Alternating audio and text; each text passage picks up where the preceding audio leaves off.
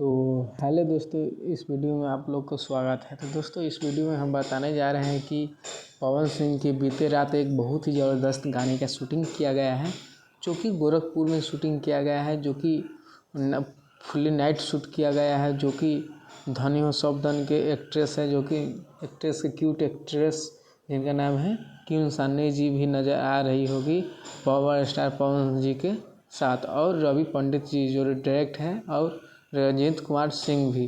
तो दोस्तों, यह गाना बहुत ही जल्द आएगा। लग रहा है कि दशहरा से भी पहले यह गाना छोड़ दिया जाएगा, जो कि बहुत ही ज़बरदस्त गाना शूट किया गया है। ज़बरदस्त लोकेशन के साथ रवि पंडित जी शूट किए गए हैं, और किम सानी के साथ यह गाना शूटिंग किया गया है, जो कि जानते हैं किम सानी के साथ जब गाना शूट किया गया है तब गाना आया है, तब गाना हिट पर हिट दी है। तो दोस्तों, यह गाना बहुत ही ज़बरदस्त शूट किया गया है। दोस्तों, यह गाना जल्द ही आप लोग को मिलेगा। तो दोस्तों, आप लोग को वीडियो पसंद आया होगा तो वीडियो को लाइक कीजिएगा। चैनल पर नए हो तो चैनल को सब्सक्राइब कर लीजिएगा, ताकि भोजपुरी के हर अपडेट आप तक पहुंच सके। जय हिंद, जय भोजपुरी, धन्यवाद।